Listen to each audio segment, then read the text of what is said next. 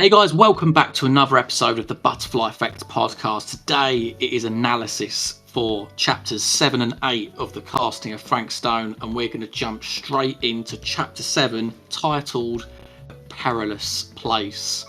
So it starts off, we've got Bonnie and Linda. Of course, they still don't know the events of what have gone down. Obviously, as you'll recall from our last episode, Ame got cut in half for me and Liam.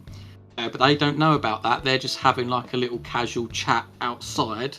I thought it was just a nice little bit of downtime, mate. And I thought I'd let you lead on this one because obviously we find more about your favourite new gal, Bonnie.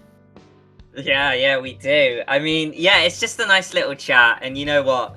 I think you mentioned in the last analysis that you think that maybe Linda's into Jaime. And it could well be true, but you almost get the impression here that Bonnie's into Linda a little bit. And I quite like that dynamic, and it makes it more interesting that when you think back to those scenes where Linda's feeling, in Maddie, what kind of person Bonnie was, that like you almost see that empathy from Linda, like, oh, she was a special person, that there almost might have been a romantic angle potentially there. But it does look like Linda backs away, there is the choice as well, mate, to accept a drink from Bonnie. Now, for me, I was thinking earlier, I denied it. I should probably do the same. This, a murder's just happened. I should probably keep a level head. But if Bonnie offers me a drink, I'm not going to say no. So I actually accepted it. How about you? I love that. A girl you like offers you a drink and your principles just go straight out. Oh, it could be roofied. I don't care. Yeah, do it.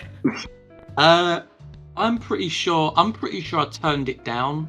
Yeah, I don't even know why though. I feel like I should, but yeah, I did turn it down. So I'm just turning down drinks left, right, and centre in this game so far. Sorry, I'll just say, don't worry, mate. The drink's empty. Like Bonnie drunk the whole thing on her way up to you, and then apologises. So it's a bit of a nothing choice, but I think it's just to show where my morals lie. Right, okay. But no, to come back to the point you saying before about Jaime, it's the bit when Bonnie's saying, that she thinks that Jaime should get away from Cedar Hills and go see the world a little bit. And then she's sort of, inferring that Linda should do the same. And then she says a line like, unless there's some sort of unrequited thing that's keeping you back. And it's actually at that point that I was potentially thinking about Jaime. And funnily enough, since we've last recorded, I have gone back at the drugstore scene, and I've made a couple of different choices, and it led to like Jaime and Chris like kissing in the shop, and Linda was like really sort of like grossed out about it. I can't remember what she said, but it, in a weird way, it further backed up my theory. So like this like love, well, we can't really call it a love square, like a love triangle, sorry, it'd be like a love square. I almost get the impression that Robert's into Chris and Linda is slightly into Jaime, but it's just, unrequited on both angles. So if I find out any more when I go further into my playthrough, I'll have to let you know. But it was this conversation that really started that thinking for me. But I really liked the fact as well, because they went into like Bonnie, how she was part of a band. And like Linda was really into that, like wanting to know when they play, and she was like, I'm no longer part of the band that she got with a girl, and then it all went sour. And again, because of what we said previously, where you had that garage scene and Linda was giving some background, I really thought that Bonnie was going to like be a pretty staple character. So I'm just going to reiterate the point that I think it's such a shame that she has a determinate ending, or that, it doesn't quite pay off like that arc, or what we've been building up to. It doesn't necessarily get that recognition that I think it ultimately deserved, because I think they were building a really good character here. Yeah, fucking robbery, mate. But obviously they finished that conversation, and then they go discover the dead body of Jaime, much to Bonnie's disgust, of course. Seeing her brother cut in half, it can't be nice, can it? But shortly after that, it's apparent that a threat starts to emerge, and what I thought was going to be like a chase sequence didn't evolve that way. And of course, there was a classic horror trope here where you hear Bonnie shout out, "No, don't go that way." And of course, what does Linda do? She goes exactly that way. But we then get to tinker around with this new camera mechanic, mate, where you can zoom in and you can see Frank Stone in the lens, and you have to hold it and you have to reload it in order to keep it fixed on him, in order to keep him from threatening you. But I just wanted to ask, like, what did you think of the mechanic in practice? Because I think in the last episode we couldn't really see its full potential. Earlier when we saw it, you were just kind of looking at these glowing things on the ground, and I couldn't work out what it was trying to ask me to do. Now with the threat, I had to learn quick, and luckily I did. Nothing fatal ever happened to me. But yeah, I don't know. I wouldn't say I dislike the mechanic. I think the mechanic's clever, and for the fact with the plot, what actually happens with Frank Stone and the camera, I get it. Like, it makes sense to have that as a puzzle. But I get, like, it was good. We're in the later stages of the game, so it's nice to have jeopardy whilst we're walking and exploring. But there were points where I was just, like, trying to fix this stair lift, and I was like, oh, give me a day off, mate. And it, you know, like, I think it happened on, like, by the third time, I was rolling my eyes a little bit. I was like, again, seriously? So yeah, didn't hate it, but I didn't love it either, mate. Yourself? I think I'm in a similar camp, and it's basically down to the fact that I really like the fact that they're trying to mix up the gameplay, doing something different, and of course the whole plot is built around this sort of film, so the fact that you get to use a camera I really like. I think the issue for me though is just I found it too easy. You know, you've just literally got the camera, all you got to really do is focus on Frank Stone, and sure, he might edge slowly towards you, but as long as you're not moving the camera completely off of him, and you know, for me it would be to hit X to reload it, that's sort of it. And once you've done it once, you can do it multiple times. And it was the exact same for me in a later scene in the game as well, where I didn't feel that much jeopardy. I feel like for me, it is really rooted in like QTEs and choices that you've got to make on the fly. That's where jeopardy really comes in for me. And this one, it felt not too dissimilar to, say, like the don't breathe sequences in The Quarry, where you're just looking at a line going down the screen. So it's a bit halfy-halfy. Like, I appreciate the difference, but in terms of something to induce horror and, you know, put that fear into me, it didn't land, if I'm going to be completely honest. Yeah, I get you, because the sound effects were good in that, but it was very easy, actually. You are right. I didn't get harmed by it once, and I feel like maybe the reload was too generous, because all you had to do is hit reload, and you basically just always have a full cartridge or whatever it is. So yeah, no, I just found it a walk in the park, and it definitely took the sting out of the horror of Frank Stone, which is a shame, because he is fucking scary. He's just killed one of our characters off, and then Linda seems to be getting through him like a piece of cake. Yeah, another thing as well, I don't know if this happened with you, but did like your frame like bounce every now and then? Like when I was focused on Frank, didn't know if this was a glitch or this was meant to happen, but I'd be like focused on Frank Stone, and then the camera would just randomly veer off to the right or veer off to the left.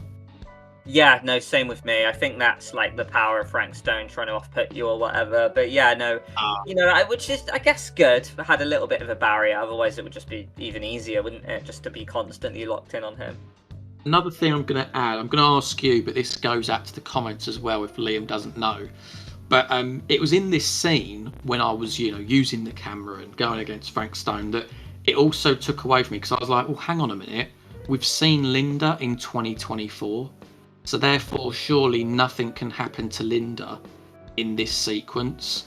So again, I did somewhat relax, and I didn't really feel any nerves in this particular scene. But I'm going to throw it out there. Is there anything that can happen to Linda in this? Because of course there are alternate dimensions and things, and there'll be different Lindas, like there's different Sams and such.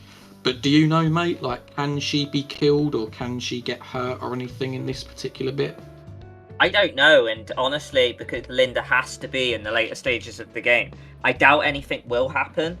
So yeah, like in the comments, if you could fill that one out for us, that would be lovely. But yeah, no, I just strongly doubt. And I wonder how they get around it. Like, I wonder what happens if you just put your controller down. Yeah, exactly. I mean, to be honest, I'll probably find out by the time this video goes out. But hey ho, I'm putting it out to the comments anyway, because I'm still doing my second playthrough and cutting room floor at this point. But of course, once you've deterred Frank Stone, however you want to put it, you get on that little lift thing and you head outside. And it comes to the end of the chapter, but before I do that, I did develop a theory at this point in my stream. Because it was to do with the film reels and like a couple of objects that we'd found so far. But I developed this theory, mate. I call it like the Voldemort theory. And it was basically that I was surmising that she wants the film reels so bad because the film reels contain parts of Frank Stone's soul. And that actually, if you destroyed the film reels, then you're effectively killing Frank Stone, similar to like how Voldemort in Harry Potter had Horcruxes. So, I'm not going to lie, I have seen an ending of the game now where that does sort of hold some weight. So I'm going to pat myself on the back a little bit. But I don't know, like, was you developing any theories, or like, what are your thoughts on what I just mentioned there? Yeah, no, very good. I feel like that is what's happened, isn't it? Like, to jump ahead, I think Frank Stone is cut into 3 parts of the film, which is why the 3 parts should go far away or left with different people. Or actually, I say 3. That's spoiler alert for my ending. It can be more. And I think that's why, like, having Chris in the game can, like, really change the dynamic of the ending. But yeah, like, I think the films have to be like locked away, but I read somewhere someone said that if the film was to get destroyed, the green glow would come out, so it's almost like you want to lock it in a box but not break the box. Oh, right, okay. Well, like I say, going forward, when we see other branches and things, it might become a little bit clearer as to whether that holds water or whatever. But I mean, yeah, mate, that is the end of chapter 7, a very short and sweet chapter. Have you got any points before chapter 8? No, I don't, mate. I'm happy to go to chapter 8. Good stuff. So we're going to rock on to chapter 8, titled Mystery Manor, and we're back with the 2024 crew in the museum. Of course, they've just run into Sam, and I've got to admit, I did not say this, although I wish I did in the stream.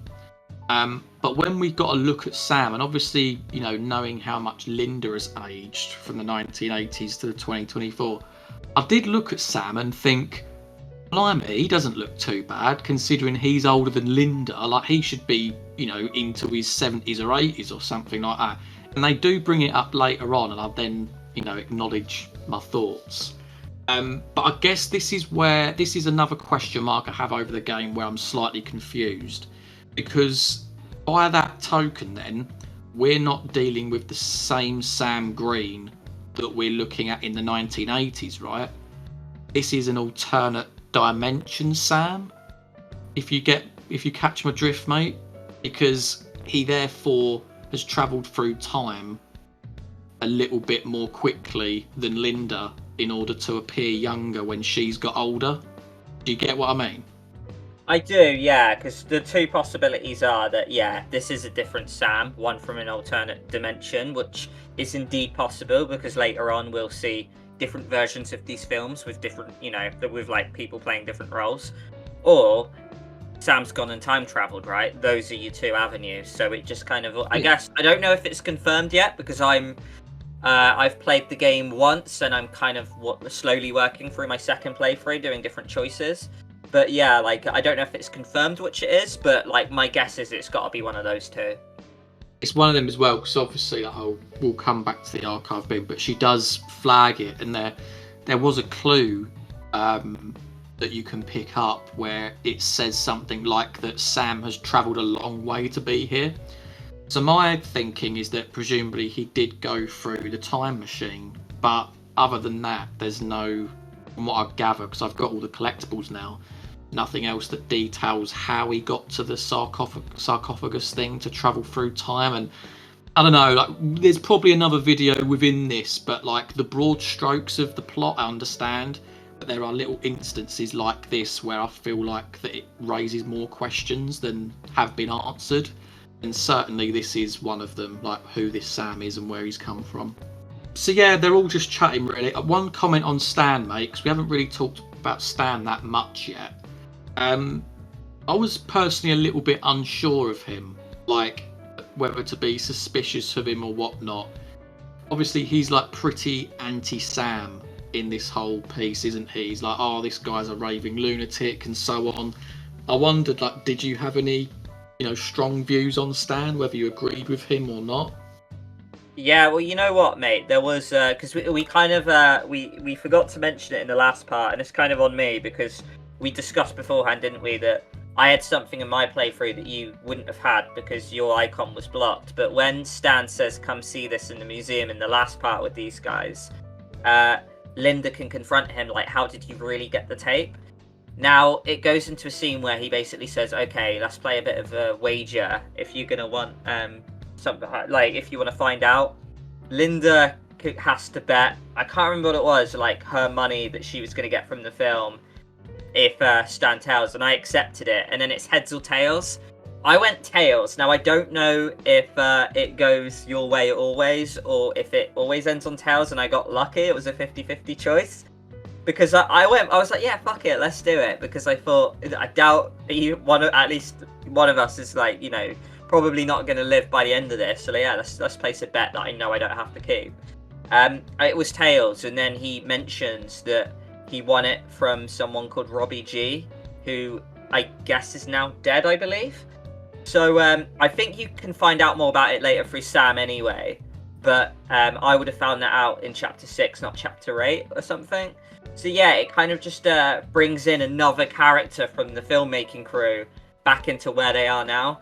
So it kind of like alludes that like Robert is no longer with us and that Stan potentially manipulated him. So yeah, it's but then later on we're back in chapter 8 now, and there is this choice that presents itself where you can almost side with Stan or Sam with who you believe. So yeah, is there any comments on my points? And also, mate, who did you kind of like root on, Sam or Stan? Well, yeah, as you mentioned, I didn't have that whole coin toss thing. But I have actually literally got it written in my notes here, and it must happen as part of the dialogue anyway. But Sam does flip out because, they do recognise one another, and he says, oh, has this guy told you how he manipulated my son Robert? So the fact that you mentioned the whole film reel thing and, Robbie G, that sort of ties up nicely. I'm guessing that maybe I just got that information, but through Sam rather than through Stan himself with like the bet and whatnot. So I'm guessing I've not missed on anything there, but apart from just going back to, watch it to complete that little branch, I'm guessing. But as far as who I sided with Sam, because I've said throughout this, and it's because of like Stan, his whole demeanour, the way he carries himself, there's just something that I couldn't fully trust about the guy. While he's entertaining to watch, in terms of trust, it's just not there. Whereas with Sam, you can see that his intentions have been pretty rock solid throughout the game. He shot Frank Stone in the head. He's now coming back through time to try and get them to stop using the film reel. So I was like completely team Sam, mate. Very easy choice in my book. I wanted to shake it up a little bit, and I actually picked Stan. Reason being is, as we mentioned with the alternate timelines, I wasn't sure if the Sam we had was the real Sam. And I kind of thought they were going to kind of like flip the perspective on us that, yeah, Stan's shady, he's a bit of a wheeler dealer, he's in it for money. But I didn't think his intentions went beyond that. I think he cares about cash, but I don't necessarily think... I mean, yeah, maybe if you care about cash, maybe you are an evil person by default, to a degree anyway. But I thought they were trying to like lure us in with that to not trust Stan. But I was like, nah, I'm going to pick Stan here. Sam, you've got some explaining to do. And he was always being really kind of evasive about it.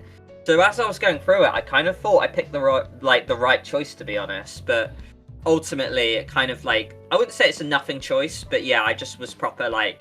I thought it was very Linda as well to be very questioning, like, Sam, answer me right now. But yeah, I kind of, I actually sided with Stan there, mate. Ah, interesting. I mean, I've got to admit, I do think it's perhaps maybe a relationship bar choice. How that carries into future chapters, I really don't know. So I'm perhaps leaning to the fact that there isn't much in it. But like I say, we're still playing it back. We've got to see things, as they come up. But then shortly thereafter, Stan goes wandering off, and as Maddie, we've got to go and look after, head after him to catch up with him and stuff. There's a couple of nice little Easter eggy bits here that I wanted to bring up. So you turn left into this corridor and you see like sort of like a, what do you call it? What's the word? Oh, like a shrine? Shrine, that's it. Yeah, you find like this shrine, the occult really. And I know we've mentioned Easter eggs before, but again, I thought it was just like a nice subtle Easter egg, potentially to Little Hope. You know how we've got like obviously Augustine that's interested in the occult here, and Carver was interested in the occult in Little Hope, and we've already mentioned Little Hope in this series already. But you know, some of these DPA games, Quarry or Until Dawn as well, do sort of subtly surface like throughout this game, and I really like that. But ultimately we come back down the stairs into like this massive green room, mate. I'm not going to try and pronounce what the name of it is because I don't think I'll get it right. And we've got another puzzle to tackle, mate. And I was just wondering, what did you make of the puzzle? Did you find it easy? You know, tell me your thoughts on it. Yeah, I found it easy. But you know what? I appreciated the variety. Like, I used to play Assassin's Creed 2, where you get these pieces of Eden and then you have to do these puzzles. And one thing they had the same thing where you've got to rotate the rings. I thought this one was a little easy because it gives you the end bit, and it's like there'll be 2 white strands and then on the other side 1 white strand, so it's pretty easy to figure out how it's going to go. You could see it a mile off. One thing that I quite like with the Assassin's Creed one is that for certain rings you rotate, it rotates other rings as well. So you've got to kind of work out how to rotate it. And I thought like maybe it would have been better if like each time you pull a lever, you get an additional rotating ring with the other one. So you've kind of got to work out how to rotate them and when. But yeah, you know what, mate? It's a different puzzle. I really enjoyed it. These are what these games are crying out for. Definitely, because I think sometimes when you're just walking through environments, it can just get a little bit, you know, boring, can't it? So I think that's something that I'll really praise, you know, the casting of Frank Stone for. There's something that's to keep you engaged, you know, throughout the chapter, throughout the level, and this was another good example of it. Once you'd done it once, you knew what was going on, you just had to do the same sort of thing and pull the lever.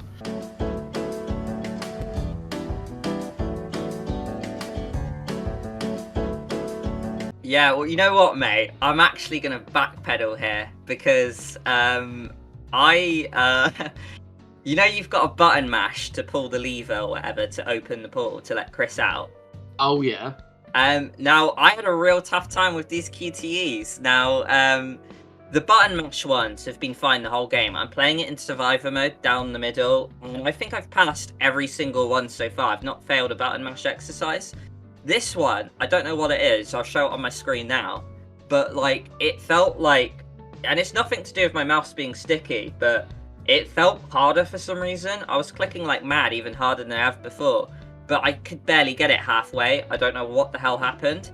It gives you a second bite at the cherry, but I couldn't do it then either.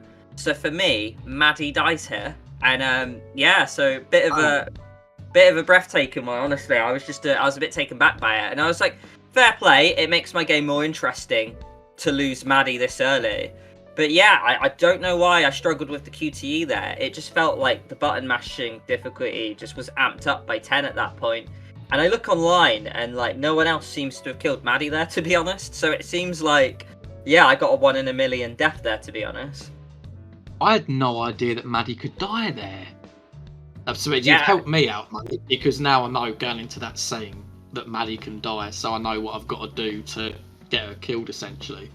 But damn, no, interesting. I'm really curious now what happens then if she dies. Does Chris still come out and talk to Stan, or what? Yeah, Chris comes out and sees...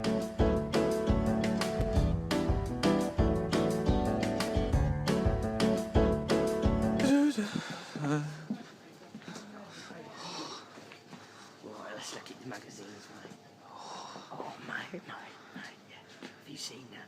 Oh, take a look at it. Those lovely, big round tractor wheels. We move on from there. There's like a little mini scene with like Robert and storekeeper Augustine, I should call her, He's looking for his dad. She says, "Oh, I've seen him here and there," and then obviously he runs off, and she's just stood there looking ominous. And then we cut back to Linda and Sam, and I'm going to jump to this choice, mate, where I think we've gone different yet again. Pouch versus diary. What did you pick? I went for the pouch, and there was an option to have a gun, so I was like, yeah, you know what, protection, I'm taking the gun. I know, like, Man and Madan's, like, actually picking up weapons is bad, but I was like, there's a fucking killer out there, I'm picking the gun up, because we know it can kill. So I just thought protection. I just, wanted Linda to be armed. Interesting, so I chose diary. My thinking at the time was like, okay, I want intel. I feel like intel. I didn't know what was going to be in the pouch. So I was like, I'm going to go for intel. I'm going to pick the diary. And there was a QTE that very nearly caught me out. I think it's something that must fall from the diary. And it's like a skill check. And honestly, like, the bar was so close to the end of that zone. If I'm honest, I kind of wish I chose pouch, because all that you really get from the diary is that, like, she figures out that the dates don't add up. Clearly, because obviously where he's from a different dimension and whatnot.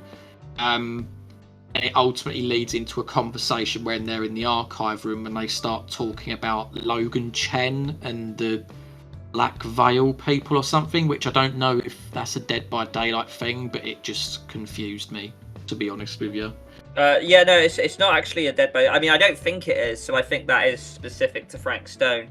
But yeah, I went back in the cutting room floor because obviously you would have got a clue. I would have had a gun, but you know, I had to go back for that clue, so I later learnt about it. So I have seen it, but yeah, no, I don't really know what that alluded to be honest.